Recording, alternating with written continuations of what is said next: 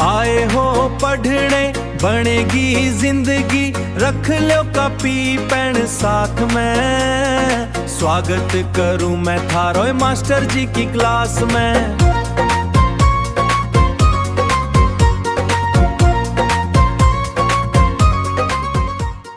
Hello students, मैं सुमित कुंडू, थारा physics का मास्टर।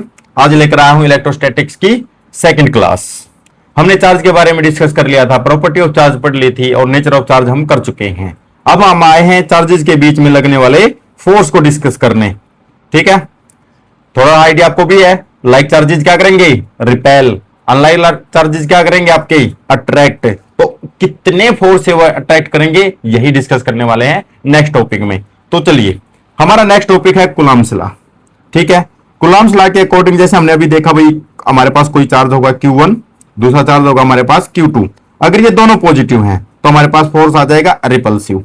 ठीक है, अगर हमारे पास Q1 नेगेटिव है और Q2 भी नेगेटिव है तो भी इनके बीच में जो फोर्स लगेगा वो लगेगा रिपल्सिव। हाँ, एक चार्ज आपका पॉजिटिव और दूसरा चार्ज अगर नेगेटिव होता है तो इनके बीच में फोर्स लगता है अट्रैक्टिव। ठीक है, ये चीज आपको पहले ही पता है। अब हम शुरू करते हैं अमाउंट ऑफ चार्ज के हिसाब से। क्या मेरे पास Q1 की वैल्यू है और Q2 की वैल्यू है, दोनों ही पॉजिटिव मान लिया। ठीक है, मैंने Q1 की वैल्यू को बढ़ाया तो इनके बीच के फोर्स पर कोई असर पड़ना चाहिए? बताओ, तो फर्क पड़ता है। ठीक है, Q1 पॉजिटिव है और Q2 पॉजिटिव है और धीरे धीरे एक की अमाउंट बढ़ रही है और एक को हमने कांस्टेंट रखा हुआ है, तो आपका बीच का फोर्स भी बढ़ता है। ठीक है, एक केस। अब हम लिखते हैं दूसरा केस। अगर मैं Q1 को एज इट इज रखूं और Q2 की अमाउंट को बढ़ाना शुरू कर दूं तो भी आपका फोर्स की वैल्यू इंक्रीज होती है। या फिर मैं तीसरा केस देखूं, Q1 की वैल्यू को भी बढ़ाऊं और Q2 की वैल्यू को भी बढ़ाऊं तो भी आपका फोर्स बढ़ता है। तो कुल मिलाकर ये बात समझ में आ गई कि दोनों चार्जेस की अमाउंट से हमारा फोर्स बढ़ रहा है अगर अमाउंट बढ़ती है। ठीक है, अगर घटेगी तो फोर्स घट भी जाएगा। तो अब हम यहां लिखते हैं फर्स्ट इक्वेशन कि जो आपका फोर्स है वो डायरेक्टली प्रोपोर्शनल हो गया है पहले चार्ज के अमाउंट पे, साथ साथ में दूसरे के अमाउंट पे भी डिपेंड कर रहा है, तो Q2 का भी अमाउंट लेना पड़ेगा। ये हमारी हो जाती है इक्वेशन नंबर 1। ठीक है, अब दूसरा आइडिया हमारा कि भाई एक कोई चार्ज है आपका Q1, पहले वो 1 सेंटीमीटर दूर रखा गया। ठीक है, फिर हमने Q2 को 2 सेंटीमीटर दूर रखा। ठीक है, तो इसका मतलब क्या है? अब हम फोर्स निकालते हैं पहले केस में, जब 1 सेंटीमीटर डिस्टेंस है तो आपका फोर्स मान लेते हैं कि ये 1 सेंटीमीटर वाला फोर्स आ गया। ठीक है, और जब भी दूसरे केस से निकालते हैं तो अब हमें इस बात का नोटिस हुआ कि डिस्टेंस बढ़ी है तो फोर्स आपका वीक हो गया है। ठीक है, अमाउंट डिक्रीज हो गई। जब डिस्टेंस 1 सेंटीमीटर थी तब फोर्स की अमाउंट ज्यादा आई है दोनों का कंपेयर करने में। ठीक है, तो इसका मतलब क्या है? जो डिस्टेंस है वो कुछ उल्टा उल्टा सा हिसाब नहीं है इनका। तो अगर मैं R को बढ़ा रहा हूं तो मेरा फोर्स घट रहा है, और अगर मैं R को कम कर देता हूं, R को कम करना यानी दोनों चार्जेस को पास में लेकर आना, अगर R की वैल्यू घट रही है तो आपका फोर्स बहुत स्ट्रॉन्ग यानी इंक्रीज हो रहा है। ठीक है, तो इससे हम लिखते हैं second equation, F is directly proportional 1/r² के। या फिर दूसरा वर्ड मैं बोलना चाहूं तो force is inversely proportional to r²। अगर मैं 1/r² बोल रहा हूं तो इनवर्स उसके अंदर कर दिया मैंने। ठीक है, तो दो केस बोल सकता हूं मैं कि force is directly proportional to 1/r² या फिर force is inversely proportional to direct r²। ठीक है, ये हमारी बनती है इक्वेशन नंबर 2। अब अगर मैं इक्वेशन 1 और 2 को जोड़ देता हूं तो हमारा फोर्स आता है F is equal to Q1 Q2 divide by r²। ठीक है, अब जो डायरेक्टली प्रोपोर्शनल साइन था वो हमारा बीच में रह गया। देखो, इक्वेशन 1 और 2 को अगर मैं जोड़ता हूं तो F directly proportional Q1 Q2 divide by r² के बराबर आया। हम फिजिक्स में ये जानते हैं कि प्रोपोर्शनलिटी साइन को अगर हटाते हैं तो चेंज होगा आपका इक्वल साइन और कोई ना कोई कांस्टेंट।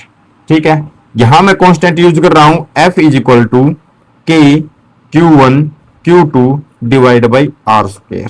ठीक है, ये मेरा नॉर्मल फॉर्मूला हो गया। अब यहां पर आप सारी चीजों को जानते हैं, फोर्स को जानते हैं, पहले चार्ज को जानते हैं, दूसरे चार्ज को जानते हैं, उन दोनों चार्जों के बीच की डिस्टेंस को जानते हैं। आप यहाँ के को नहीं जानते, तो के क्या हमारा इलेक्ट्रोस्टैटिक फोर्स कांस्टेंट, ठीक है, हमने के ले लिया। अब जो के है वही तो बताएगा कि मैंने जो Q1 चार्ज लिया था या Q2 चार्ज लिया था, उनके बीच में आने वाले मीडियम में, जैसे वो फ्री स्पेस में रखे हैं, हवा में रखे हैं, या फिर वो वाटर में रखे हैं, तो उससे बीच वाले मीडियम का क्या फर्क पड़ रहा है। तो इसकी वैल्यू किस पे डिपेंड कर रही है, उनके बीच में आने वाले मीडियम पर। अब बात आती है डायमेंशन फॉर्मूला। हाँ, डायमेंशन फॉर्मूला 11th क्लास के हिसाब से आपने पहले सीख रखा होगा। अगर नहीं सीखा है तो हमारी जो 11th क्लास के लेक्चर आ रहे हैं, आप वहां से एक बार देख सकते हैं। लेकिन मैं भी आपको थोड़ा सा डिटेल में समझाने की कोशिश करूंगा कि डायमेंशन फॉर्मूला कैसे निकाला जाता है, ठीक है। तो फोर्स का डायमेंशन फॉर्मूला, आपको फॉर्मूला पता होना चाहिए। अगर आपको फॉर्मूला पता है तो डायमेंशन फॉर्मूला चुटकियों में निकलता है। F is equal to ma, mass का आपका किलोग्राम में जाएगा, एक्सेलरेशन मीटर पर सेकंड स्क्वायर में जाएगा। तो इसका मतलब क्या है, जिसने ये फॉर्मूला बना लिया उसका डायमेंशन फॉर्मूला अपने आप बनता है। डायमेंशन फॉर्मूला होता क्या है, डायमेंशन फॉर्मूला होता है कि कोई भी जो क्वांटिटी है उसका जो फॉर्मूला आपने बनाया है उसमें बेसिक यूनिट्स कितनी बार यूज हुई हैं, उनकी पावर को लिखना। अगर वो ऊपर हैं बाई वाली लाइन से, अगर ऊपर हैं तो पॉजिटिव साइन लेंगे उनकी पावर में, अगर वो नीचे हैं तो नेगेटिव साइन लेंगे, ठीक है। तो जैसे हमारा किलोग्राम मीटर पर सेकंड स्क्वायर है, तो इसके लिए मैं लिखने वाला हूं मास कितनी बार आया है, एक बार, लेंथ कितनी बार आई है, एक बार, और टाइम मेरा कितना आया है, 2 बार, लेकिन वो नीचे आया, ठीक है। तो अब हमारा डायमेंशन फॉर्मूला क्या हो गया है, m1L1T-2। अब हमें उस फॉर्मूले में हमने ये क्यों निकाला, क्योंकि ये जरूरत पड़नी थी हमें। अब बात आती है कि के का डायमेंशन फॉर्मूला कैसे निकलेगा। हमारे पास फॉर्मूला क्या है, अब force is equal to k Q1 Q2 divide by r square, ठीक है। इसमें हमने फोर्स की भी निकाली है, चार्ज का आपको पता भाई यूनिट क्या होती है, कुलाम, दूसरे चार्ज की भी कुलाम आ जाएगी, मीटर स्क्वायर है, ये आर स्क्वायर है, तो इसका क्या हो जाएगा, मीटर स्क्वायर आ जाएगा। डायमेंशन फॉर्मूला हमें के का फाइंड आउट करना है, तो हम सारी यूनिट्स लिख देंगे, किलोग्राम मीटर पर सेकंड स्क्वायर, ठीक है। उधर के का हमें निकालना है, इसको थोड़ी सी इंपॉर्टेंस देंगे, इसे एक साइड इकट्ठा करना है। फिर आता है आपका चार्ज का कुलाम्स, कुलाम्स मीटर स्क्वायर, ठीक है। अब एक कॉन्सेप्ट और चाहिए कि भाई कुलाम्स ला तो आपका 7 बेसिक यूनिट्स में नहीं आ रहा है ना, तो इसका मतलब क्या है, कुलाम्स को हम कहां से लेकर आएंगे, करंट वाले कॉन्सेप्ट से। करंट क्या होता है, flow of charge per unit time, और करंट की यूनिट आपकी 7 बेसिक यूनिट्स में आती है। तो हमें कुछ भी करके अपने गिवन क्वांटिटी की यूनिट 7 बेसिक यूनिट में पहुंचानी है। तो आपका चार्ज किस में हो जाएगा, कुलाम में, और टाइम आपका क्या हो जाएगा, सेकंड में, तो और एम्पियर आपकी 7 बेसिक यूनिट्स में आती है, तो कुलाम्स आपका पहुंचता है एम्पियर सेकंड में, ठीक है। आई बात समझ में। तो अब ये जो कॉन्सेप्ट है इसको हम थोड़ा सा छोटा कर लेते हैं,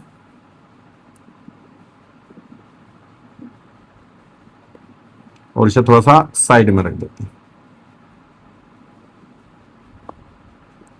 ठीक है।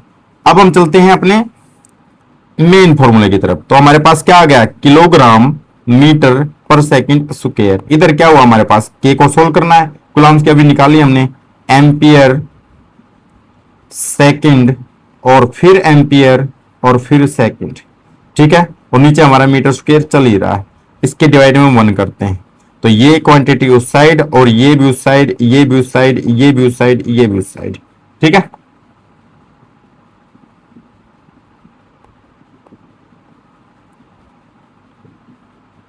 तो अब हमारा किलोग्राम मीटर पर सेकंड स्क्वायर, इसके नीचे क्या जाएगा आपका, एम्पियर 2 बार आ जाएगा, सेकंड भी 2 बार आ जाएगा, और मीटर हमारा ऊपर चला जाएगा, और इधर अकेला बचता है के, जिसकी डायमेंशन फॉर्मूला हम निकालने जा रहे हैं। तो अब हम देखते हैं कि के की वैल्यू किलोग्राम 1 बार, मीटर एक ये है, 2 उधर से आ गए तो मीटर का क्यूब, सेकंड नीचे वाले को भी अगर ऊपर ले जाएंगे तो सेकंड -2 हो जाएगा, और एम्पियर को ऊपर लेके जाएंगे तो -2 हो जाएगा। अब हमारे पास यूनिट आ चुकी है किलोग्राम मीटर क्यूब, सेकंड -4, और एम्पियर -2। अब हमारा डायमेंशन फॉर्मूला तैयार है, लिखेंगे हम। मास कितनी बार आया है, 1 बार, लेंथ कितनी बार आई है, 3 बार, और आपका टाइम कितनी बार आया है, -4 टाइम्स, और एम्पियर आपका -2 टाइम। ये आपकी क्या हो गई, dimension formula of electrostatic constant. ठीक है, अब बात आती है कि के की वैल्यू, डायमेंशन फॉर्मूला निकाल लिया, अब के को आगे और भी वैल्यू है। ठीक है, अब बात हुई थी ना कि के आपकी क्या चीज है, जो मीडियम को डिफाइन करता है, उनके बीच में आने वाले मीडियम का इफेक्ट ऑन फोर्स या इलेक्ट्रिक फील्ड बताता है। तो के की वैल्यू 1/4 पाई एप्सिलॉन नॉट होती है।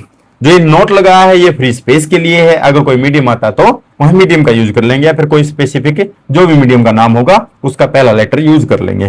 ठीक है, और न्यूमेरिकल वैल्यू हम देखते हैं 9 × 10⁹ ठीक है, के की यूनिट आपने अभी ऊपर निकाली है, तो बेशक आप लिख सकते हैं kilogram metre cube second -4 ampere -2।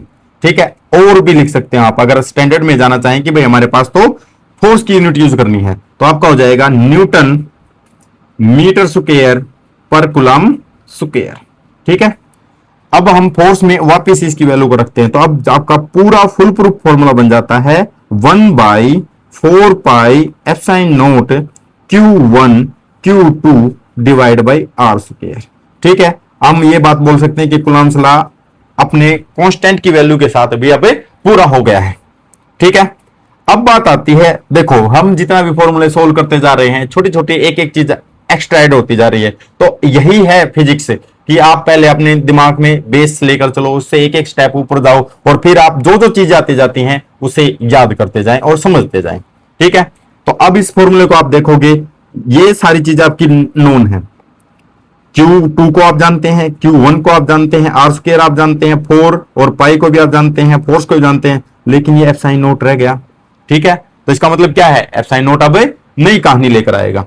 तो ये है परमिटिविटी ऑफ फ्री स्पेस, ये भी लिख सकते हैं भाई electrical permittivity of free space है। अगर नोट लिखा हुआ है तो फ्री स्पेस, नोट का मतलब वहां पर कोई भी चीज प्रेजेंट नहीं है, तो फ्री स्पेस के लिए हम नोट लगा देते हैं।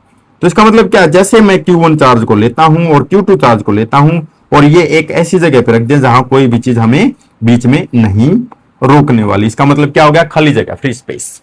ठीक है, तो आपकी जो परमिटिविटी है ये उस मीडियम की क्या होती है, परमिशन होती है कि भाई अपने अंदर से इलेक्ट्रिक फील्ड को जाने देगी या नहीं जाने देगी, इलेक्ट्रिक फोर्स को कितना इफेक्ट डालेगी, जाने देगी या नहीं जाने देगी। ठीक है, अपने अंदर से इलेक्ट्रिक प्रॉपर्टी को आर पार करवाने की property of that material is known as electrical permittivity. तो हम फ्री स्पेस में तो कोई इफेक्ट है ही नहीं, तो उसके लिए वैल्यू लेकर चलते हैं 8.85 इंटू 10⁻⁻12। ठीक है, अब आपके पास, आपने आशीष सर की 11th क्लास वाली वीडियो देखी होगी जिसमें साइंटिफिक नोटेशन की बात करते हैं। हम वैल्यू तो रख लेते हैं, याद भी रख लेते हैं, लेकिन उसके पीछे जब तक आपने यूनिट नहीं लिखी तब तक आपका काम पूरा नहीं हुआ। तो इसका मतलब क्या है, हमने के को देखा था और थोड़ी देर पहले हमने के की वैल्यू को मॉडिफाई किया था एप्सिलॉन नॉट के हिसाब से। तो यहां एक चीज और आ जाती है, जो के है वो उल्टा है एप्सिलॉन नॉट का। ठीक है, तो इसका मतलब क्या है, अगर जो यूनिट के की होने वाली है वो उल्टी हो जाएंगी एप्सिलॉन नॉट के लिए। ठीक है, क्यों, क्योंकि भाई 4 की कोई यूनिट नहीं होती, पाई की कोई यूनिट नहीं होती, उनसे कोई असर नहीं पड़ना, तो आपका एप्सिलॉन नॉट ऊपर जाएगा और के नीचे आ जाएगा। तो रेसिप्रोकल ऑफ के, उसकी यूनिटों को उल्टा करते हैं तो एप्सिलॉन नॉट की यूनिट बनती है। ठीक है, यूनिट आपके पास है, तो इसका मतलब क्या है, न्यूटन पहले पॉजिटिव था, अब -1 होगा, मीटर पहले +2 था, -2 होगा, और कूलम आपका +2 में चेंज हो जाएगा। इसका मतलब क्या, आपकी यूनिट क्या हो गई, कूलम स्क्वायर पर न्यूटन और पर मीटर स्क्वायर। ठीक है, अब बात आती है डायमेंशन फॉर्मूला। अब आप चाहते हो तो मैं दोबारा भी इस पूरे को करके दिखा सकता हूं, लेकिन जिस बच्चे को के का डायमेंशन फॉर्मूला निकालना समझ में आ गया वो आसानी से एप्सिलॉन नॉट का भी निकाल सकता है। यहां हम टाइम बचाने के लिए आपका बस रिवर्स कर देते हैं। ठीक है, तो हमारा डायमेंशन फॉर्मूला क्या होगा, वही स्क्वायर ब्रैकेट्स, जो यहां के की वैल्यू है उसी को रिवर्स करना शुरू करेंगे। मास हमारा आएगा एक टाइम बट नीचे, तो -1, L3 आना है -3, आपका टाइम -4 आना था +4, और आपका एम्पियर +2। हो गया आसान काम। एप्सिलॉन नोट की आपकी डायमेंशन फॉर्मूला, इसका मतलब क्या है, आप कड़ी से कड़ी जोड़कर चलेंगे तो आपकी बड़ी बेल बनती जाएगी। ठीक है, अब हम चलते हैं परमिटिविटी के बारे में, क्योंकि हमने अभी एप्सिलॉन नोट को एक नया सिस्टम लेकर चले हैं। पहले हमारा फोर्स था, चार्ज था, चार्ज के बाद फिर हम डाइलेक्ट्रिक कांस्टेंट पे आ गए, इलेक्ट्रोस्टैटिक कांस्टेंट पे आ गए। अब हम आने वाले हैं एप्सिलॉन नोट पे, परमिटिविटी पे, इलेक्ट्रिक परमिटिविटी। जैसा कि मैं पहले बता चुका हूं, दो चार्जेस को अगर हम कहीं मीडियम में रखते हैं अदर देन एयर, तो फोर्स उनके बीच का इफेक्ट होता है। ठीक है, तो अब बात आती है परमिटिविटी इज द प्रॉपर्टी। आगे वही बात कि जो मीडियम अपने अंदर से फोर्स को कितना इफेक्ट करता है या वो कितना आर पार होने देता है, इस चीज पे डिपेंड करती है। तो आपकी जो परमिटिविटी है वही परमिशन या फिर अलाउनेस ऑफ मीडियम है, जिससे वो इलेक्ट्रिक फोर्स या इलेक्ट्रिक फील्ड को अपने अंदर से गुजरने देता है। अब बात आती है, देखो हमारा फिजिक्स में ऐसा तो है नहीं कि भाई एक चीज को डिस्कस करें और उसे ऐसे ही रख दें, नहीं, उस चीज का कंपैरिजन अगर दूसरी चीज से हमने नहीं किया तो हमारी डिस्कवरी सक्सेसफुल नहीं हो पाती। तो हमने स्टैंडर्ड बनाया कि जो एप्सिलॉन नोट है, या फिर मैं अगर Q1 और Q2 को कभी भी इनके बीच का फोर्स निकालूंगा, चाहे वो अट्रैक्शन का हो चाहे रिपल्सन का हो, तो मैं एक स्टैंडर्ड जरूर सेट करूंगा। तो वो मैं कर देता हूं फ्री स्पेस का, ठीक है, या फिर वैक्यूम का। ठीक है, तो इसका मतलब क्या है, हम फोर्स निकालने वाले हैं एक बार किसी मीडियम में, फिर निकालने वाले हैं वैक्यूम में। तब हम उनकी प्रॉपर्टी देखते हैं, के की वैल्यू देखते हैं, एप्सिलॉन नोट की वैल्यू देखते हैं, वो सारी चीजें लिखेंगे और फिर सोल्व करके देखेंगे कि कंपैरिजन से हमें क्या मिलेगा। ठीक है, फिर मैं बताता हूं आपको कि किस टॉपिक को इसके साथ रिलेट करना। तो सबसे पहले हम लेकर चलते हैं, हमारे पास दो चार्जेज हैं Q1 और Q2, और ये फ्री स्पेस में, ठीक है, वैक्यूम में कुछ भी नहीं है, और इनके बीच की डिस्टेंस आ जाती है हमारे पास। ठीक है, तो यहां मेरा फोर्स आया वैक्यूम का। किसका फोर्स आया? वैक्यूम का, इसलिए मैंने इसे नोट लिख दिया 1/4 पाई एप्सिलॉन नोट। क्यों? वैक्यूम था, नोट लगाएंगे।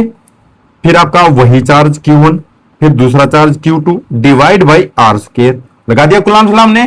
किसमें? फ्री स्पेस में, यानी वैक्यूम में। आपके पास बन जाती है इक्वेशन नंबर 1।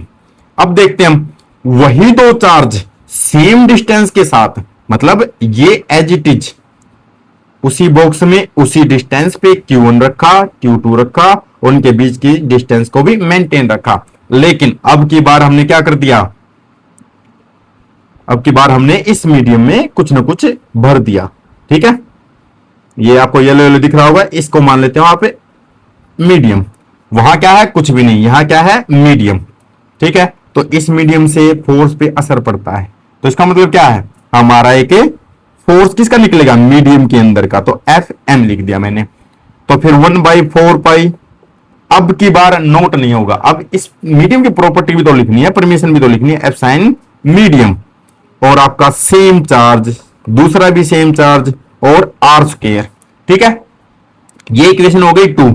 अगर मैं इन दोनों इक्वेशनों को ध्यान से देखता हूं तो चेंज हुआ है सिर्फ मीडियम का और नोटेशन का पता लगाने के लिए। तो अब इसका मतलब क्या है? अब जो ये मैंने एप्सिलॉन m लिखा है, ये किसका मतलब होगा? तो जो ये मीडियम है, एब्सोल्यूट परमिटिविटी और just permittivity of intervening medium. तो मीडियम थी तो यहां पर ये आप मीडियम के हिसाब से लिखेंगे। जैसे एप्सिलॉन नोट लिखा, सिंपल लिखा है, ठीक है, नोट नहीं है, तो वो किसी भी मीडियम का हो सकता है, फ्री स्पेस का भी होता है। तो ई नोट किसके लिए लगाते हैं हम? फ्री स्पेस के लिए। और अगर मैंने वाटर लिख दिया तो मैं वाटर भी लिख सकता हूं, और एप्सिलॉन अगर मीडियम लिख दिया तो कोई भी मीडियम।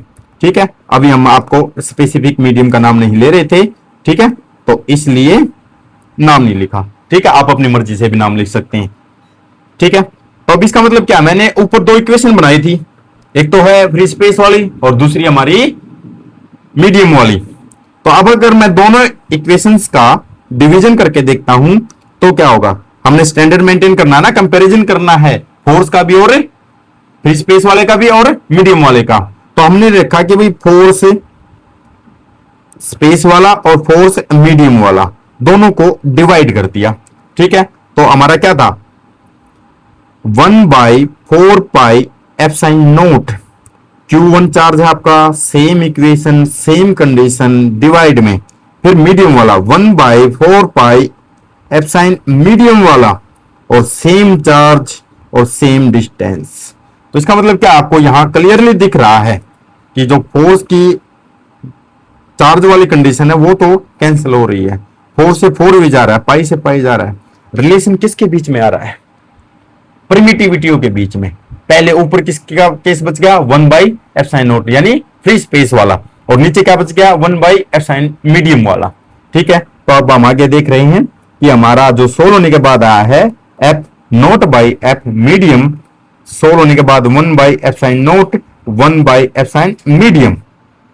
तो ये आपका बन जाता सोल होने के बाद एप्साइन और ऊपर एप्साइन मीडियम 1। तो इसका मतलब क्या है, हमारे पास मीडियम और फ्री स्पेस। अब कंपैरिजन है हमारे पास, है ना, किसका, मीडियम का, जो प्रॉपर्टी थी जो उसने अपनी परमिशन दी, नीचे वैक्यूम का। तो ये जो रिलेशन बनता है ये हमें मिलता है डाइलेक्ट्रिक कांस्टेंट। जो मैंने आपको ये छोटा सा पॉइंट पहले कहा था ना कि हम बाद में बताएंगे क्या पढ़ रहे हैं, कि दो मीडियमों का कंपैरिजन करना किसके साथ, वैक्यूम के साथ। वैक्यूम को हमने क्या बना दिया, स्टैंडर्ड। ठीक है, इसलिए तो उसकी वैल्यू हम लिखते हैं, बाकी की वैल्यू अलग अलग होगी। ठीक है, तो के की वैल्यू अगर मैं देखता हूं डाइलेक्ट्रिक कांस्टेंट, एक और चीज इसको हम बोल सकते हैं एप्साइन या फिर रिलेटिव परमिटिविटी। रिलेशन पुट किया है ना हमने अभी, तो आपका ऊपर मीडियम वाला परमिशन और नीचे फ्री स्पेस वाली, तो ये चीज आपकी क्या कहलाएगी, डाइलेक्ट्रिक कांस्टेंट। और इसी से हमारा फोर्स भी इफेक्ट होता है। सीधी सी बात है, जो इनकी वैल्यू होंगी उसी से तो वैल्यू कैलकुलेट होगी। ठीक है, तो अब कुछ एग्जांपल्स दे रखे हैं। तो इसका मतलब क्या है, जो परमिटिविटी ऑफ एनी मीडियम अगर हम उसको फ्री स्पेस के साथ रेशो में ले जाते हैं तो हमें क्या मिलता है, रिलेटिव परमिटिविटी या फिर dielectric constant of A given medium. अब थोड़ा सा आपके पास रखते हैं वैक्यूम की वैल्यू 1.0, उसके बाद फिर एयर की।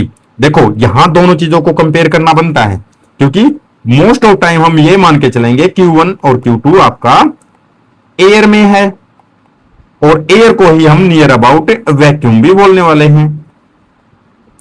ठीक है, तो इसका मतलब क्या है, वैल्यू को ध्यान से देखेंगे तो 3 पॉइंटों के बाद 5 आ रहा है, तो इसका मतलब क्या है, दोनों को नियर अबाउट 1 भी हम अपनी कैलकुलेशन को या बच्चों को आसानी से समझाने के लिए वैल्यू ले लेते हैं। लेकिन अगर आप अच्छा है इतनी वैल्यू, आपको फर्क भी पता होना चाहिए कि कितना मामूली सा फर्क है वैक्यूम में और एयर में। देखो वाटर का है हमारा 80।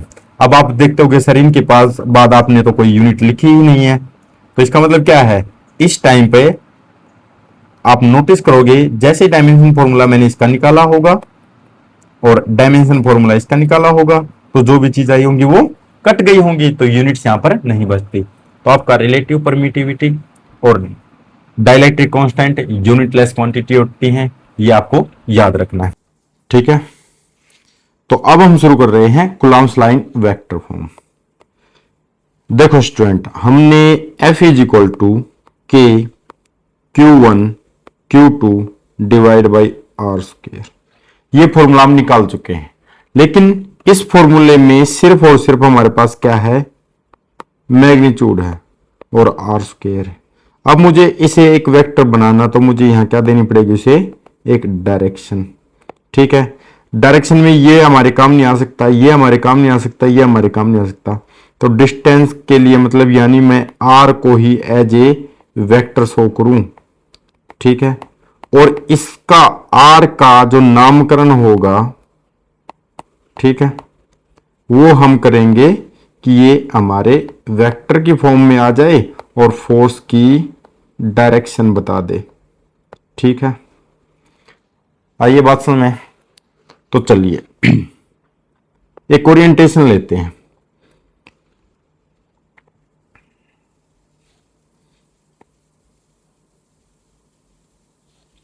ये आपका ओरिजिन हो गया, और जैसे मैं आपको दिखाऊं कि भाई मैं हर बार Q1 और Q2 चार्ज लेके चलता हूं और इनके बीच की डिस्टेंस रखता हूं R। ठीक है, तो यही दो चार्ज है ना मेरे, और ये दोनों हैं पॉजिटिव, तो इनके ऊपर जो फोर्स लगना है वो आउटसाइड होगा और इधर जो फोर्स लगेगा वो भी आउटसाइड होगा। ठीक है, अगर मैं कहूं कि मेरा पहले चार्ज पे जो फोर्स लगना है वो F 1 ड्यू टू 2 हो जाएगा, और जो दूसरे पे लगना है वो फोर्स ऑन 2 ड्यू टू 1 हो जाएगा। अब इन्हीं की डायरेक्शन को और इन्हीं के पोजीशन वेक्टर का यूज करके, इनके डिस्प्लेसमेंट वेक्टर का यूज करके हम इसे आगे सोल्व करेंगे। ठीक है, तो अब मैं इसी सिचुएशन को उठाकर इस सिस्टम के अंदर रखने वाला हूं कि आपको पता चल जाए कि भाई यही सिचुएशन हमने एक वेक्टर के फॉर्म में ले ली है। ठीक है, तो अब अगर मान लो मुझे ये पोजीशन दिखानी है कि भाई ओरिजिन से Q2 कितनी दूर है, ये हमारा हो जाएगा R2 वेक्टर से।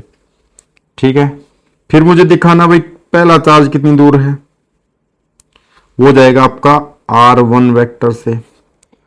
और जो ये लाइन है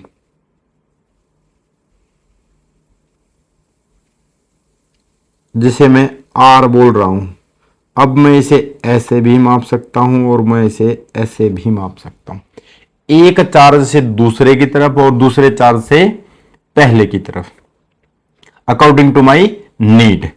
तो इसका मतलब क्या, जो मैंने अभी अभी फोर्स निकाले हैं, मुझे फोर्स निकालना था, तो फोर्स मुझे क्या चाहिए था, पहले पे दूसरे की वजह से। तो अगर मैं इसे लिखूं तो ये क्या होगा आपका, force K Q1 Q2 divide by R square. ठीक है, अब मुझे यहां चाहिए डायरेक्शन। ठीक है, तो सिमिलरली मुझे दूसरा फोर्स भी चाहिए F21, और इसमें भी मुझे K मिल जाएगा, Q1 मिल जाएगा, Q2 मिल जाएगा और R स्क्वायर, लेकिन इसमें भी मुझे डायरेक्शन की आवश्यकता होगी। तो डायरेक्शन कौन बताता है, पोजीशन वेक्टर या डिस्प्लेसमेंट वेक्टर।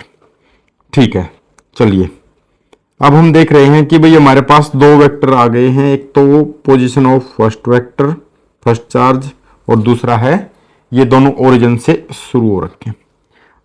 तो इसका मतलब क्या, मुझे फोर्स में कुछ ऐसी नोटेशन चाहिए जो इसकी डायरेक्शन बता दे।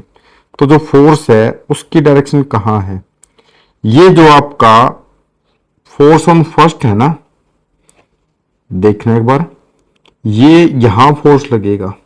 ठीक है, कौन लगाएगा Q2, और ये फोर्स इस दिशा में लग गया। तो इसका मतलब क्या, मेरे पास कोई और चीज नहीं है, मैं बताऊंगा कि भी 2 से शुरू होकर वो 1 की तरफ और फोर्स को अपने अलोंग लेकर चलता है। तो इसका मतलब क्या है, ये आपका Q1 से स्टार्ट होकर फोर्स ऑन 1 ड्यू टू 2, ये 2 से शुरू स्टार्ट होकर 1 की तरफ जाता है। तो आपका वेक्टर भी तो ऐसे ही चलेगा कि भाई 2 पॉइंट से लेकर 1 की तरफ गया, तो आपका यहां से R वेक्टर जो बनेगा वो बनेगा 2 से स्टार्ट 1 तक जाएगा। ठीक है, अब इसी के अंदर होता है ये फाइनल पॉइंट और ये आपका इनिशियल पॉइंट। तो R1 vector minus R2 vector, ये आप triangle law of vector addition से भी प्रूव कर पाएंगे। ठीक है, उसी प्रकार मुझे फोर्स कौन सा चाहिए, अब 2 1, वो कैसे लग रहा है आपका। अब अगर मैं उसे फिर दोबारा से दिखाऊं तो जो आपका Q2 है उसके ऊपर फोर्स लगेगा, कौन लगाएगा, तो ये फोर्स ऐसे लगता हुआ बाहर जाता है, रिपल्सन। ठीक है, तो इसको कैसे दिखाएंगे भाई, 1 से स्टार्ट और 2 तक गया, तो इस चीज को दिखाना। तो यहां हम R वेक्टर कैसे लेंगे, R वेक्टर 1 से स्टार्ट होता है 2 तक जाता है। ठीक है, फिर हमारा R2 फाइनल, ये फाइनल है, ये इनिशियल है। R2 वेक्टर में से R1 वेक्टर घट जाता है, ये ट्रायंगल लॉ ऑफ वही उसी चीज से आ जाता है, वेक्टर एडिशन से। ठीक है, अब बात आती है डायरेक्शन के बारे में। ठीक है, फोर्स हम निकाल चुके हैं, अब मेरे पास सारी चीजें आ गई, अब डायरेक्शन बताने की चीज थी। अब डायरेक्शन में एक यूनिट वेक्टर होता है हमारे पास, यूनिट वेक्टर। ठीक है, यूनिट वेक्टर क्या होगा? आपका पूरा वेक्टर और डिवाइड में उसका मैग्नीट्यूड ऑफ वेक्टर। ठीक है, तो मुझे अब यहां आर वेक्टर ले रखे हैं, तो आर वेक्टर अगर मैं 1 से 2 का केस लेके चलता हूं तो डिवाइड में उसका R12 का मैग्नीट्यूड आएगा। सिमिलरली, ठीक है, सिमिलरली अगर मैं R21 का देखना चाहता हूं कैप, तो R कंप्लीट 21 वेक्टर और डिवाइड में उसका मैग्नीट्यूड। ठीक है, ये नोटेशन यूज करेंगे हम।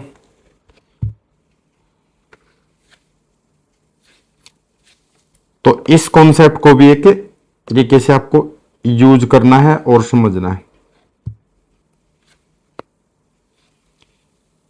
ये हो जाएगा आपका R12 वेक्टर की कैप।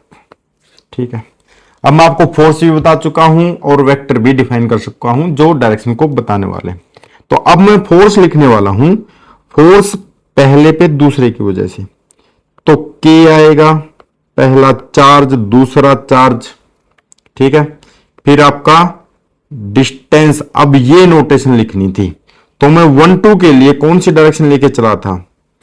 2 से लेकर 1 तक, तो 2 से 1 वेक्टर मेरा अब उनके बीच के डिस्टेंस है, जिसका मैं स्क्वायर लूंगा मैग्नीट्यूड का, और यही वेक्टर 2 से 1 तक कैप में लिखा जाएगा।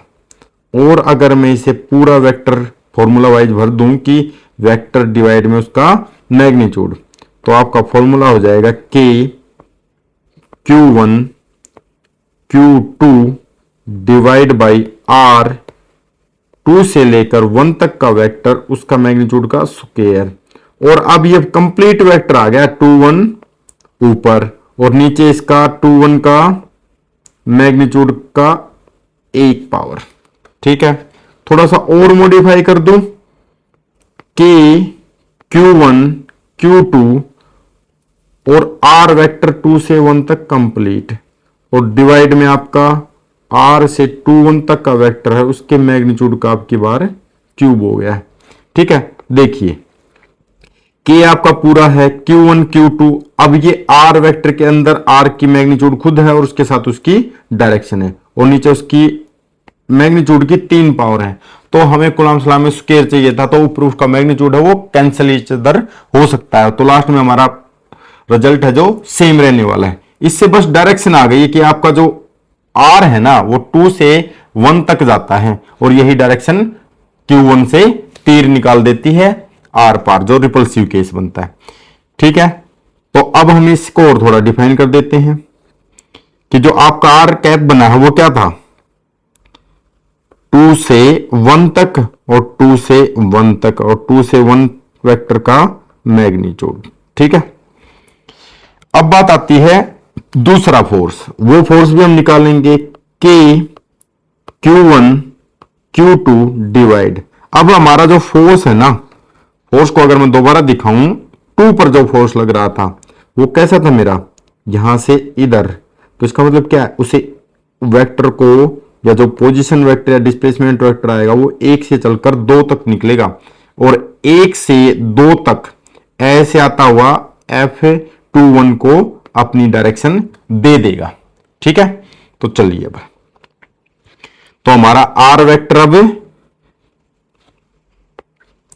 R वेक्टर की बस रूप बदल देते हैं। गिनती उतनी रहती है कि भाई मैं लेफ्ट साइड से राइट साइड मापूं 5 सेंटीमीटर, लेफ्ट से फिर राइट मापूं, इसका मतलब क्या है? इधर से उधर और उधर से इधर। मापने पे लंबाई तो सेम रहने वाली है, मैग्नीट्यूड सेम रहने वाला, बस नापने का तरीका या डायरेक्शन बदल जाती है। ठीक है, R वेक्टर 1 से 2 तक, अब इसका भी स्क्वायर लेते हैं। अब जो कैप ली थी अब उसको हम बदल देंगे, ऊपर की तरह ही 1-2 कैप था। अब आगे चेंज करता हूं तो मैं क्या बनता है मेरा? K Q1 Q2 divide by R 1 से 2 का वेक्टर, क्योंकि डायरेक्शन यही बता रहा है, स्क्वायर फिर आपका आर वेक्टर 1 से 2 तक कंप्लीट वेक्टर ले लिया मैंने, क्योंकि उसके मैग्नीट्यूड से डिवाइड करूंगा तो डायरेक्शन वेक्टर बच जाता है या यूनिट वेक्टर बच जाता है। आर 1 से 2 तक वेक्टर।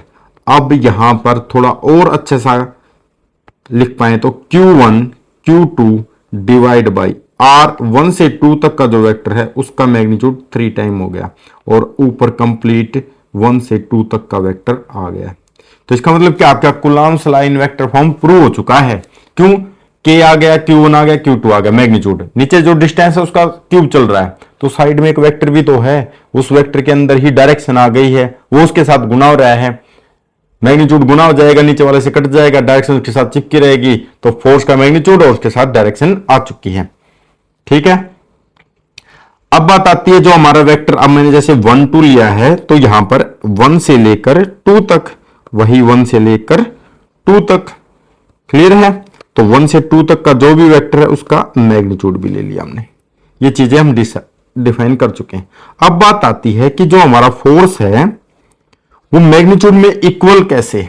अब देखो मैं आपको थोड़ा सा triangle law of vector addition दिखाता हूं।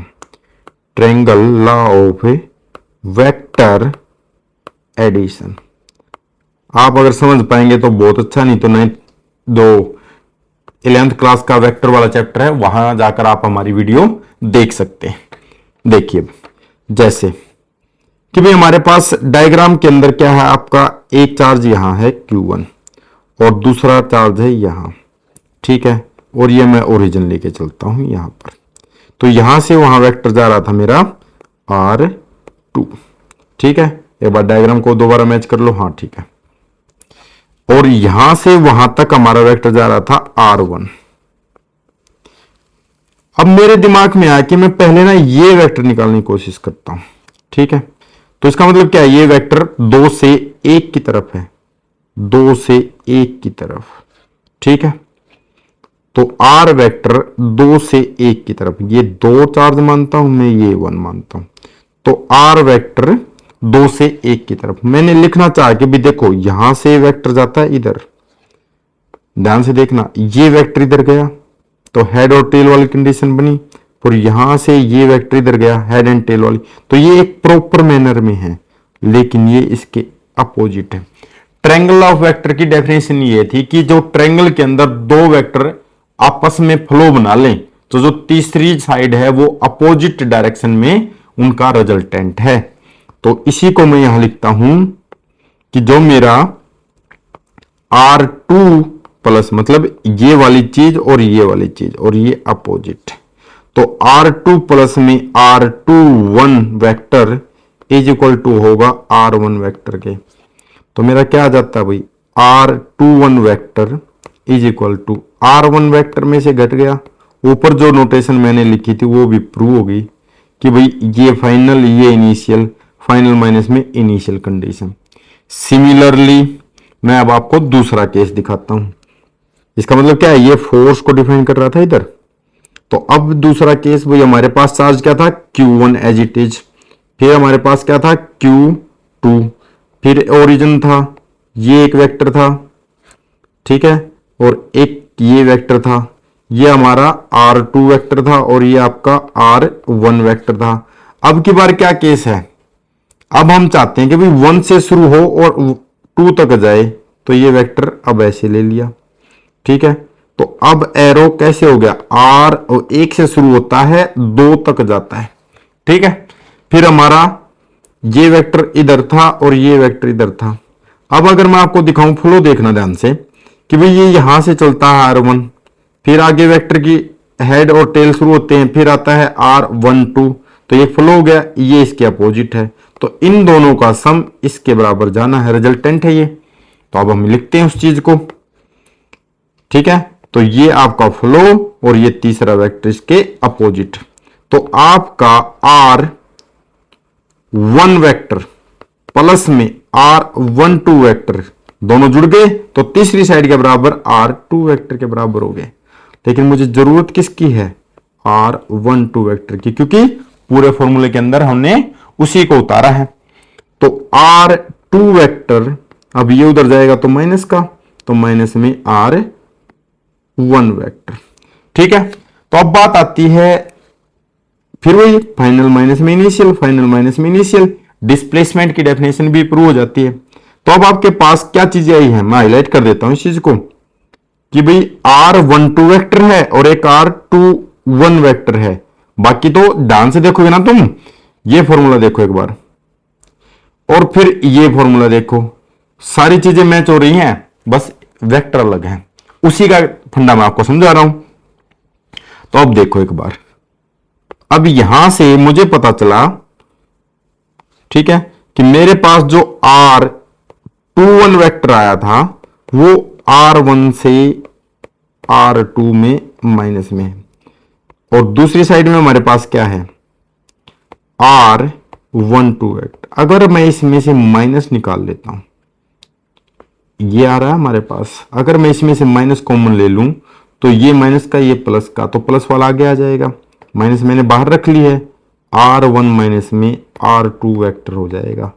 अब ध्यान से देखा जाए तो ये शकल और ये शकल आपस में मैच होनी शुरू हो गई है, ठीक है। तो इसका मतलब क्या, मैं इन्हें चेंज कर सकता हूं, R21 vector is equal to, ये तो एज इट इज रहने दो, इसको तो छेड़ते नहीं क्योंकि मैंने उस चीज को माइनस में किया, ठीक है। तो मैं इस चीज को लेकर आता हूं, मैं इस चीज को आगे सोल्व कर रहा हूं, तो R12 वेक्टर क्या बन जाएगा मेरा, माइनस, माइनस के अंदर देखा जाए ना तो ये चीज इसके साथ मैच है, तो ये यहां आ सकता है।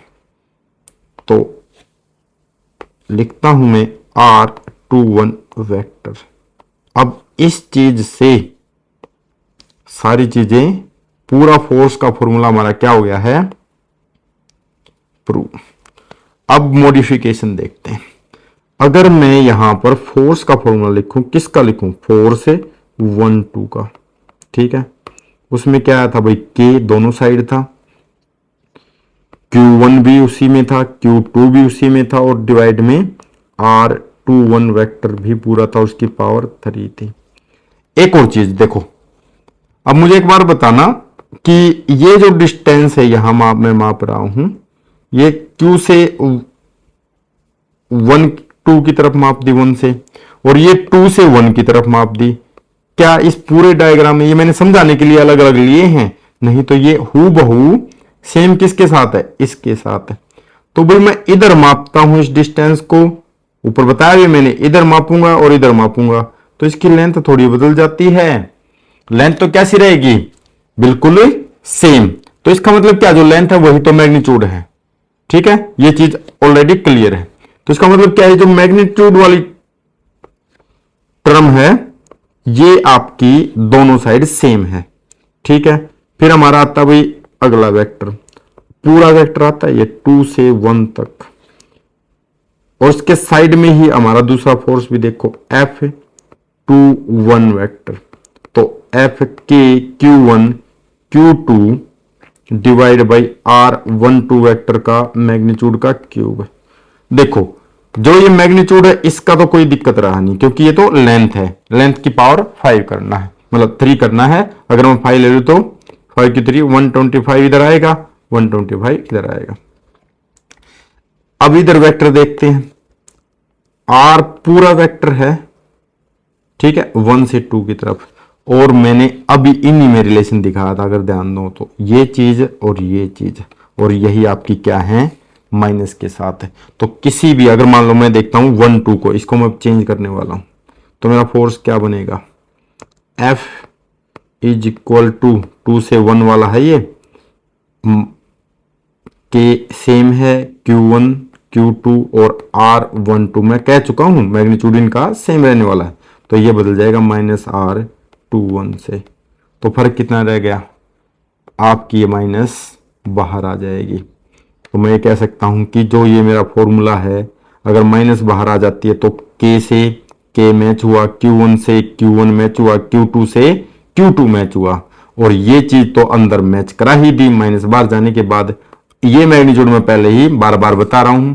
तो इससे पता चल गया कि जो हमारा फोर्स आना है ना, जो भी फोर्स आना है, फोर्स यानी 1 से 2 वाला, ठीक है, वो फोर्स नहीं, हमने इसको किया तो इधर से लेके चलेंगे,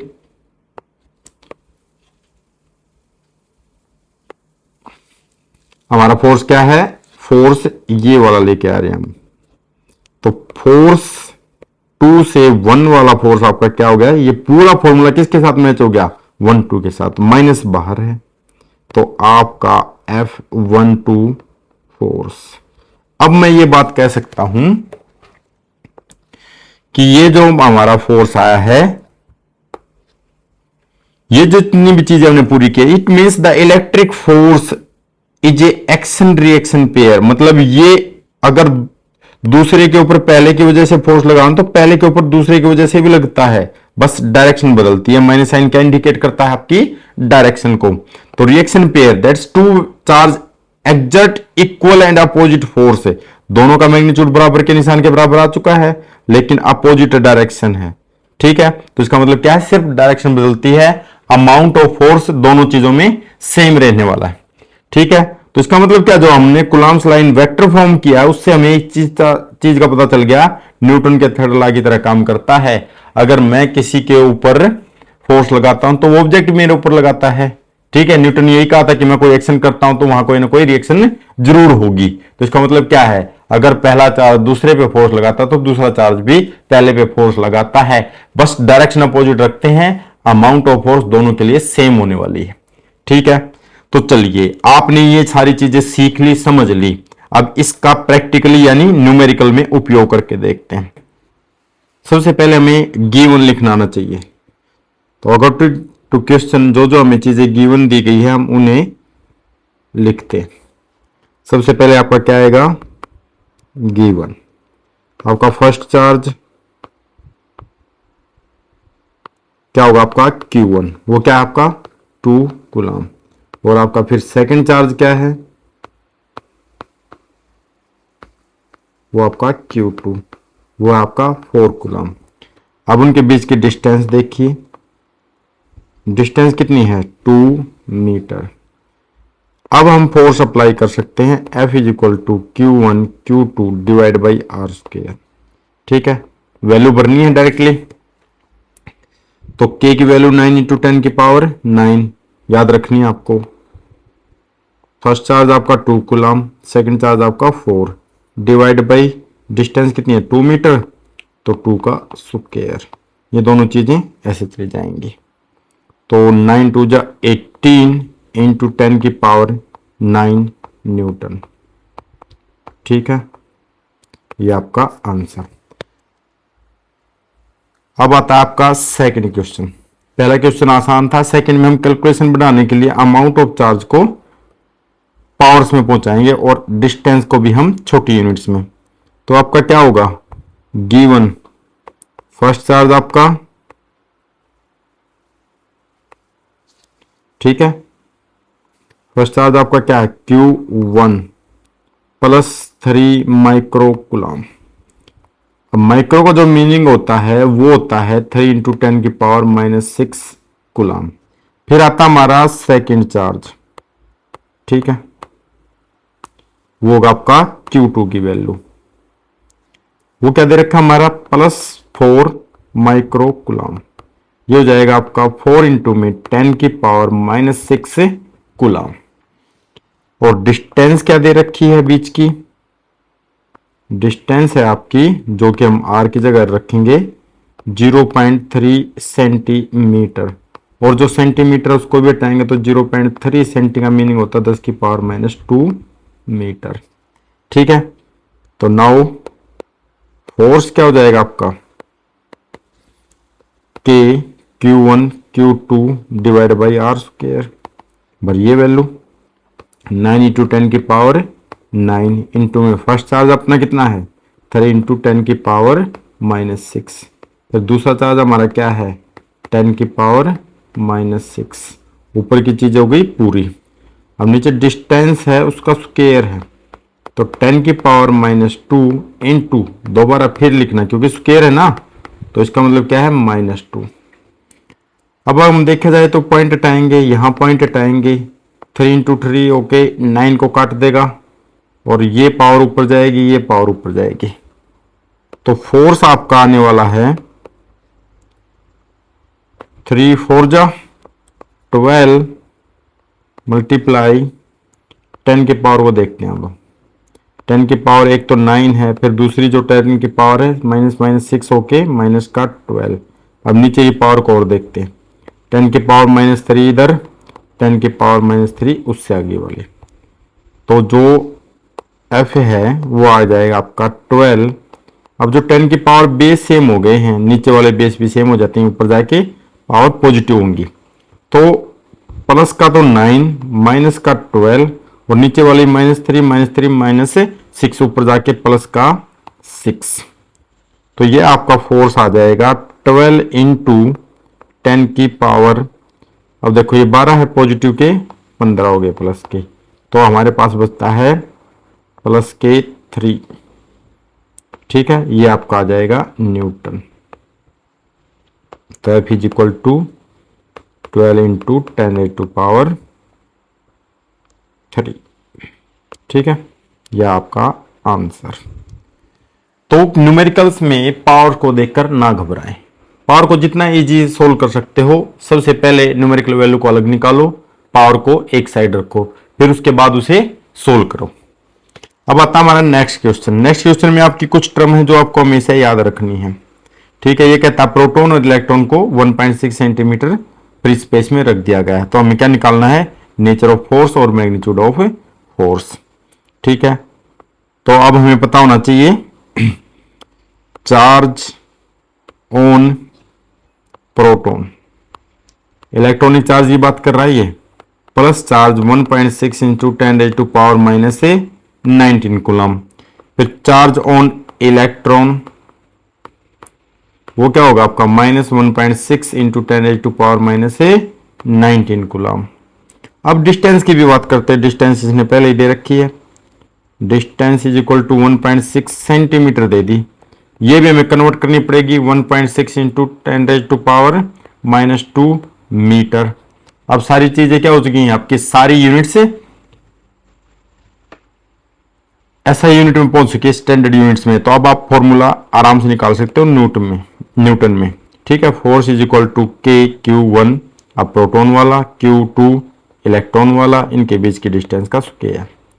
9 इंटू 10 की पावर 9 इंटू में पहला चार्ज 1.6 10 की पावर -19, फिर उसके बाद इलेक्ट्रॉन का चार्ज 10 की पावर -19 डिवाइड, डिस्टेंस का स्क्वायर था 10 की पावर -2 था, फिर स्क्वायर होने की वजह से दोबारा फिर लिखा, तो 1.6 1.6 1.6। अब आपके पास बचा है सिर्फ ऊपर 9, पावर बची है 10 की पावर 19, तो इंटू में 10 की पावर 9 इंटू में 10 की पावर 19 2 जा 38 -38, और डिवाइड में जो पावर बची हुई उनको और देखते हैं, तो 10 की पावर -4 नीचे है। ठीक है, आपका फोर्स, तो F is equal to 9 as it is रह गया, 10 की पावर देखते हैं हम, 9 माइनस का 38 9 प्लस का है, तो ये भी ऊपर जाके क्या हो जाएगी पॉजिटिव, 4 हमारा क्या हो जाएगा प्लस का 4, 9 और 4 13, तो 9 इंटू 10 की पावर 13 -38, ये आपका क्या आएगा फोर्स। तो फोर्स इंटू में 9 इंटू में 10 की पावर, 8 में से 3 गए माइनस, तो 8 में से 3 गए 5, और 3 में से गया 2 न्यूटन। ठीक है, प्रोटॉन और इलेक्ट्रॉन के बीच में लगने वाला फोर्स है ये। अब बात आती है क्वेश्चन नंबर 4। 2 आइडेंटिकल चार्ज हैं 1 coulomb experience a force of 9 into 10⁻⁴।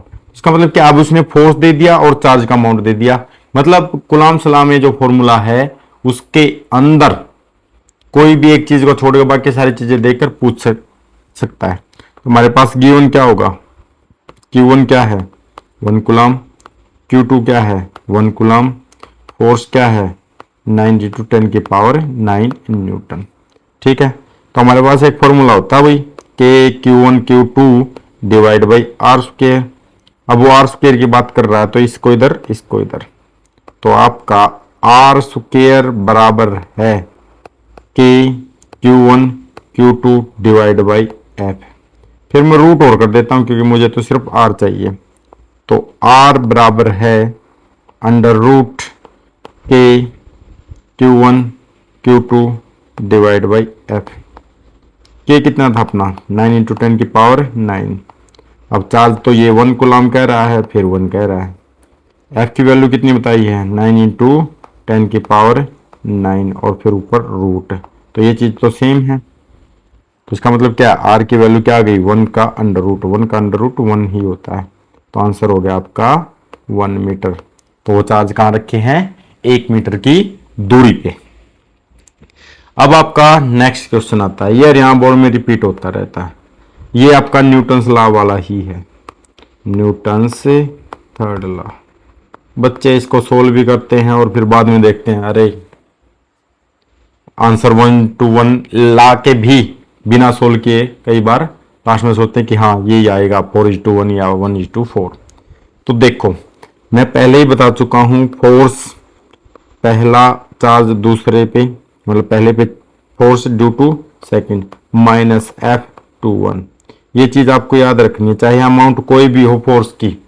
अगर एक फोर्स, ये न्यूटन का थर्ड लॉ है, अगर मैं किसी चीज के ऊपर फोर्स लगाता हूं तो वो भी मेरे ऊपर वापस फोर्स लगाती है। तो आपका पहला चार्ज दूसरे चार्ज पे जो फोर्स लगा रहा है तो दूसरा भी पहले पे सेम अमाउंट लगाएगा, बस डायरेक्शन बदलती है। तो आप फोर्स को कैलकुलेट करो तो भी आपका 1:1 आएगा, अगर नहीं करते सीधा एक्शन रिएक्शन बोलते हो तो भी आपका 1:1 आएगा।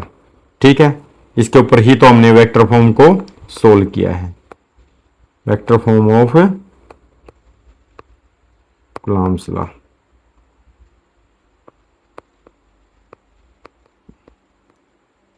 वहां से इसे करें।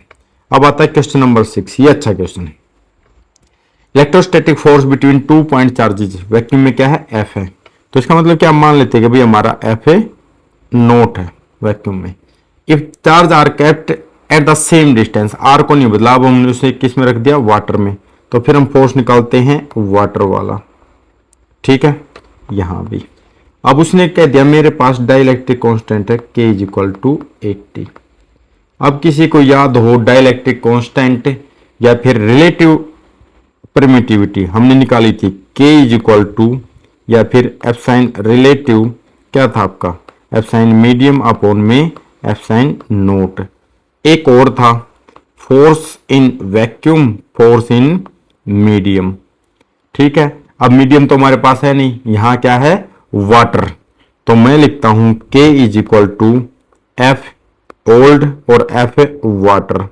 तो अब इसने पूछा क्या हमारे पास फोर्स, देन वाटर के अंदर फोर्स ही पूछा, तो ये आपका उधर K नीचे, तो आपका आंसर F वाटर = जो भी आपका पुराना फोर्स था डिवाइड बाई K, और K की वैल्यू आपके पास है ही 80, तो वाटर के अंदर का फोर्स क्या होगा आपका पुराने फोर्स के 80 टाइम्स डिक्रीज हो जाएगा।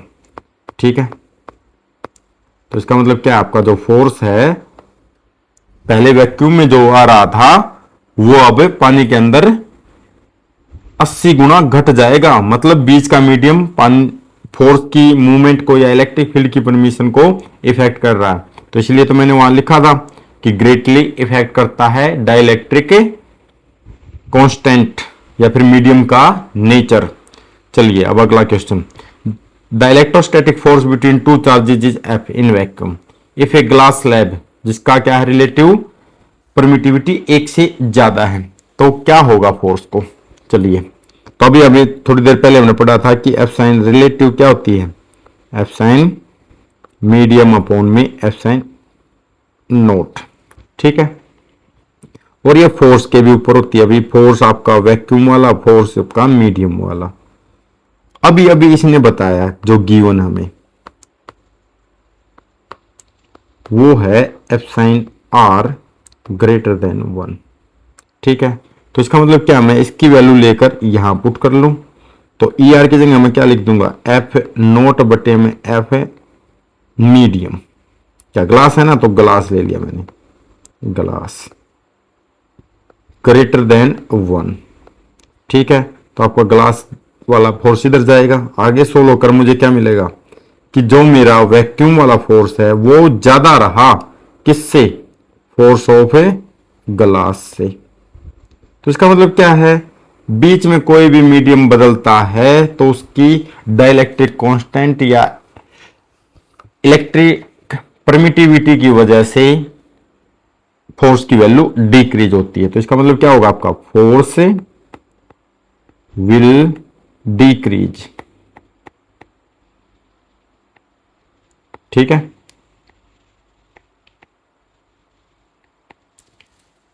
तो इसका मतलब क्या है, फोर्स आपका डिक्रीज हो जाएगा डाइलेक्ट्रिक सब्सटेंस या फिर उसके अंदर कोई भी दूसरी चीज आने। वैक्यूम सबसे बेस्ट ऑप्शन रहता है और वही स्टैंडर्ड लेके चले हुए। अब बात आती है कि भाई चार्ज हमारे पास Q1 और Q2, what is the effect on the force exerted by Q1 और Q2। अगर हम उनके चार्ज को बदल दें, देखो जो चीज हम पहले डिस्कस कर चुके हैं कूलम्ब लॉ बनाने से पहले कि भाई पहला चार्ज को हम एज इट इज रखें, दूसरे को कुछ बढ़ाया घटा दें, या दूसरे को एज इट इज रखें पहले को घटा बढ़ा दें, या इनके दोनों को घटा बढ़ा दें, पहला रिलेशन, इनके बीच के डिस्टेंस को कम करना ज्यादा करना, सारे क्वेश्चन इस पे कितने क्वेश्चन बना लें। ठीक है, तो इसका मतलब क्या है, चलिए तो सारी चीजें बदल सकते हैं, एक एक चीज चेंज की जा सकती है। तो चलिए अब आपका क्या था, मैं एफ ओल्ड लिख देता हूं भाई, पुराना जो फोर्स है वो क्या रहेगा आपका k Q1 Q2 divide by r का स्क्वायर। अब ये कहता है कि मैंने Q1 को 3 गुना कर दिया, तो आपका जो Q1 है या Q1 जो न्यू आना था वो क्या हो गया आपका 3 गुना ऑफ पुराना। तो अब जो नया फोर्स आएगा वो क्या जाएगा आपका कि भाई हम तो के एज इट इज रखेंगे, Q1 की वैल्यू अब क्या होगी 3Q1, और Q2 को चेंज नहीं किया, डिस्टेंस को भी किसी ने चेंज नहीं किया, तो हमारा एफ क्या जाएगा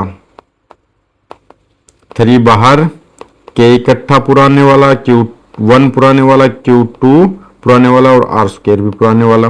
तो मैं इसको क्या कह सकता हूं कि भाई 3 गुना ऑफ ओल्ड फोर्स हो जाएगा, जो पहले फोर्स था ना हमारा उससे 3 गुना ज्यादा आएगा। तो इसका मतलब क्या है, एक चार्ज को बढ़ाने पर आपका फोर्स भी उसी रेशो में बढ़ गया। ठीक है, अब बात आती है कि भाई दोनों चार्ज हमने ट्रिपल कर दिए, तो इसका मतलब क्या है Q1 न्यू आपका क्या हो जाएगा 3Q1, सिमिलरली आपका Q2 जो न्यू आएगा वो क्या हो जाएगा 3Q2। अब मैं फोर्स न्यू निकालता हूं, ठीक है, तो K Q1 की वैल्यू क्या हो जाएगी 3Q1, भाई नया फोर्स चार्ज आया है, दूसरा चार्ज भी बढ़ा हुआ है 3Q2 divide by distance as it is है, तो 3 3 9 K Q1 Q2 divide by r square. ये पुरानी वैल्यू लग रही है मुझे एफ न्यू, तो इसका मतलब क्या है जो एफ नया आएगा वो 9 गुना होगा पुराने वाले के एफ ओल्ड। ठीक है, अब अगले पे चलिए।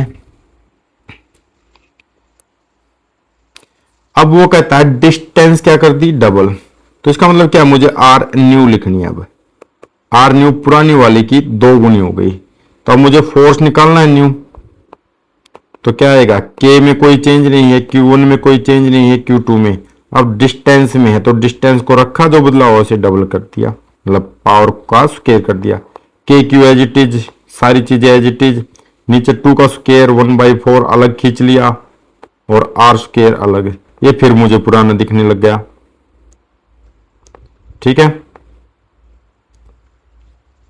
और ये आपका एफ है न्यू, तो एफ जो न्यू है वो अब आया है आपका 1/4 टाइम्स ऑफ, ये पुरानी टर्म है सारी, तो एफ ओल्ड।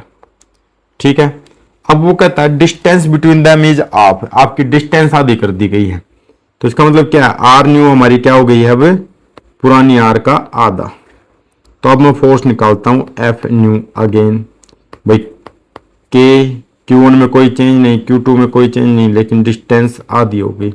अब इसका स्क्वायर, तो K as it is, Q1 as it is, Q2 as it is, और ऊपर का स्क्वायर एज इट इज, तो 2 का स्क्वायर 4, नीचे आया था वो ऊपर चला गया।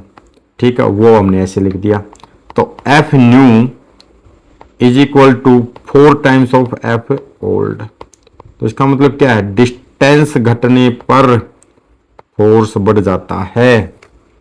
ठीक है, अब अगला पार्ट कहता है Q2 and distance between them is doubled. मतलब आपका जो Q2 है वो भी न्यू हो गया, कितना, 2 गुना। ठीक है, और जो आपकी R है वो भी कितनी हो गई, 2R। तो नई R, अब नया फोर्स निकालेंगे, F न्यू बराबर है K। फर्स्ट चार्ज में कोई चेंज नहीं है, लेकिन दूसरा चार्ज क्या है, Q 2 गुना है। ठीक है, और डिस्टेंस भी 2 गुना है, लेकिन डिस्टेंस का तो हम स्क्वायर करते हैं। तो अब अगर मैं सोल्व करता हूं तो Q1 बाहर आ गया, Q2 बाहर आ गया, 2 एक एक्स्ट्रा था वो बिल्कुल बाहर। ठीक है, नीचे 2 का स्क्वायर था तो 2 2 बार आएगा, तो 2 2 4, और R स्क्वायर फिर अपने पुराने पेयर में, तो 2 1 जा 2 2। तो आपका जो अब नया फोर्स आएगा वो हो गया 1/2 इंटू में F ओल्ड। ठीक है, तो आपका फोर्स क्या हो गया, ऑफ हो गया। चलिए अब अगला क्वेश्चन आपका, ए charge Q1 exert a force on Q2। भाई हमारे पास Q1 है और Q2 है, इनके बीच की डिस्टेंस R है। ठीक है, दोनों अगर पॉजिटिव हैं तो एक फोर्स इस साइड F2 के ऊपर 1 की वजह से, F1 के ऊपर 2 की वजह से, काफी बार निकाल चुके हैं। ठीक है, अब वो कहता है कि भाई Q2 को मैंने ट्रिपल कर दिया। ठीक है भाई, कर ले अपना, Q2 को 3 गुना कर दिया, लो बड़ा सा बना दिया। ठीक है, फिर उसके बाद कहता है अब जो Q1 है वो एज इट इज रह गया बेचारा छोटा सा, तो अब जो फोर्स लगेगा वो क्या होगा, ये फोर्स निकालते भाई अब 3 गुना वाले पे पहले की वजह से, और इधर जो फोर्स लगेगा वो F1 पर 2 वाले की वजह से। तो इसका मतलब क्या है, जो फोर्स लगना था वो तो फिर सेम रहा, ये कंडीशन तो फिर वही न्यूटन वाली आ गई। ठीक है, एक्शन रिएक्शन। ठीक है, या फिर आपका F12 बराबर रहता -F21 के, चाहे चार्ज कोई भी इंक्रीमेंट हो या डिक्रीमेंट हो या ना हो, डिस्टेंस घटे या बढ़े, आपका जो फोर्स का रेशो है आपस में वो बराबर रहना, चाहे कुछ भी हो। ठीक है, चलिए अब हमारे आंसर भी आप चेक कर सकते हैं। ठीक है, ओके, तो यहां तक हमारे न्यूमेरिकल्स कंप्लीट हुए। अब प्रिंसिपल ऑफ सुपरपोजिशन ये हम आपको नेक्स्ट लेक्चर में कराएंगे। ठीक है, यहां तक आपका अगर कोई डाउट आता है तो आप कमेंट में बता सकते हैं। आपको हमारे लेक्चर कैसे लगते हैं, आपकी डिमांड पे हम इतनी मेहनत कर रहे हैं, तो आपका प्यार भी हमें मिलना चाहिए। ठीक है, लाइक करिए, शेयर करिए, सब्सक्राइब करिए और सारी क्लासेज को ध्यान से देखिए। ठीक है, करो लाइक इस वीडियो ने और चैनल ने करो सब्सक्राइब। कैसा लगा लेक्चर थामने, करो कमेंट बताओ कैसी रही है इसकी वाइब। लगे लुगे वीडियो ने शेयर भी कर दियो और बढ़ा दियो चैनल की हाइप।